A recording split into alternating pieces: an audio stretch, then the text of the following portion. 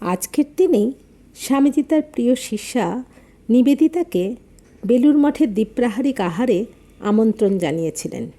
সেই দিনটি ছিল 2রা জুলাই 1902, বুধবার, একাদশী।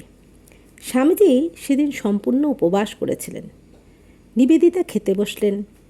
স্বামীজি আহার্য স্বহস্তে পরিবেশন করবেন বলে জেদ করতে লাগলেন। আহারের মধ্যে ছিল কাঁঠালের বিচি সিদ্ধ, আলু সিদ্ধ, সাদা ভাত এবং বরফ দেওয়া ঠান্ডা করা দুধ। প্রত্যেকটি জিনিস পরিবেশন করবার সময় সেগুলি সম্বন্ধে স্বামীজি হাস্য পরিহাস করতে লাগলেন।